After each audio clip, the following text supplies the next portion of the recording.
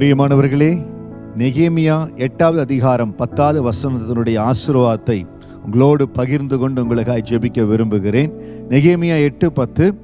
பின்னும் அவன் அவர்களை நோக்கி, நீங்கள் போய் கொழுமையானதை புசித்து மதுரமானதை குடித்து ஒன்றுமில்லாதவர்களுக்கு பங்குகளை அனுப்புங்கள். இந்த நாள் நம்முடைய ஆண்டவருக்கு பரிசுத்தமான நாள், விசாரப்பட வேண்டாம், கர்த்தருக்குள் மகிழ்ச்சியாய் இருப்பதே உங்களுடைய பலன் என்றான். இஸ்ரவேல் ஜனங்கள் ஆண்டவருடைய நியாயப்பிரமாண புஸ்தகத்தில் சொன்னப்பட்ட காரியங்களை கேட்ட பொழுது மிகவும் மனம் கசந்து அவர்கள் அழுது தேவ சமூகத்தில் கண்ணீர் வடிக்கிறார்கள். அப்பொழுது நெகேமியா சொல்லுகிற பகுதி, நீங்க எதற்கு அழுக வேண்டாம், ஆண்டவருக்கு இது பரிசுத்தமான நாள், கர்த்தருக்குள் மகிழ்ச்சியா இருப்பதே உங்களுடைய பலன். இன்றைக்கு சில வேளைகளில் ஆண்டவருக்கு பிரியமில்லாத காரியம் நடந்திருக்கிறது.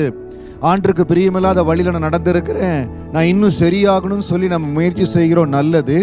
ஆனால் சில வேளைகளில் ஐயோ நான் ஆண்டருக்கு பிரியமில்லாமல் செஞ்சுட்டேனா, நான் ஆண்டரை விட்டு ரொம்ப விலகி போயிட்டேனா அப்படி என்று சொல்லி நம்ம மனம் கசந்து தேவ சமூகத்திலிருந்து விலகி போகும்படியா இன்னைக்கு எத்தனையோ சூழ்நிலைகள், ஒருவேளை குடும்ப சூழ்நிலையா இருக்கலாம், நண்பர்களுடைய வார்த்தையா இருக்கலாம், ஏதோ ஒரு வகையில் தேவனை விட்டு நம்ம விலகும்படியாய், தேவனுடைய பிரசன்னத்தை விட்டு விலகும்படியாய், நான் ஜெபிக்கல, நான் வேத வாசிக்கல, ஏதோ ஒரு வகையில் ஆண்டருக்குள்ள அந்த மகிழ்ச்சியா இருக்கிற அந்த மகிழ்ச்சியை குலைக்கும்படியா பிசாசு எத்தனையோ வகையில ஆயுதங்களை பயன்படுத்துகிறான்.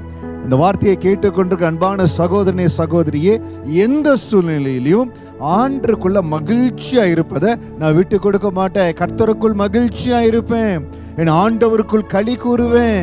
என்னை அழைத்த ஆண்டவர், என்னை அபிஷேகித்த ஆண்டவர், எனக்கென்று ஒரு அற்புதமான எதிர்காலத்தை கர்த்தர் வைத்து இருக்கிறார், அவருக்குள் மகிழ்ச்சியா இருப்பேன். அந்த பலன் உங்களை எல்லா வகையிலும் நடத்துங்க.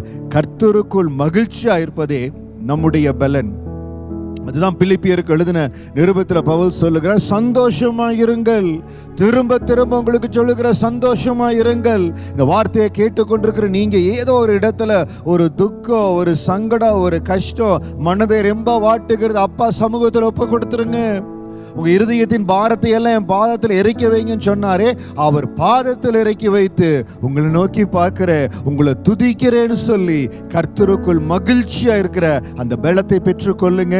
நீங்க எந்த சோகத்துல, எந்த கஷ்டத்துல, எந்த மன துயரத்துல இருக்கிறீங்களோ, கர்த்தருடைய ஆவியானவர் இந்த நாள் அதெல்லாம் எடுத்து போடுவார். கர்த்தருக்குள் மகிழ்ச்சியா இருப்பதே நம்முடைய பலன். இந்த நாளிலிருந்து நீங்க உங்க ஜெபத்திலையும் சரி, உங்க வேத வாசிப்பிலையும் சரி, கர்த்தர் ஒரு புது பலத்தினால் இடை கட்டுவார். உங்களுக்காக ஜெபிக்க கர்த்தாவே, நன்றியோடு உம்மை ஸ்தோத்திரிக்கிறேன். இந்த வார்த்தையை கேட்டுக்கொண்டிருக்க அன்பு தேவ பிள்ளைகள் ஒவ்வொருவரையும் கர்த்தருடைய மனமகிழ்ச்சி நிரப்பும்படியா ஜெபிக்கிற, ஆவியானுடைய தொடுதல் வாழ்க்கையில பெரிதா இருக்கும்படியா ஜெபிக்கிற ஆண்டவரே. இவர்கள் உம்மோடு இருக்கிற நேரம், உம்முடைய வசனத்தோடு இருக்கிற நேரம், ஆண்டவரே இந்த விசுவாச பாதையில் இருக்கிற தைரியம் இன்னும் அதிகரிக்கும்படியா ஜெபிக்கிற. இவர்களுக்குள்ளாய் கர்த்தருக்குள் மகிழ்ச்சியா இருப்பதே எங்களுடைய பலன். அந்த வசனத்தின் வல்லமை, அந்த அபிஷேகம் இவர்களை ஆசீர்வதிப்பதாக தேவகரம் இவர்களோடு இருக்கட்டும். ஆசீர்வதிங்க.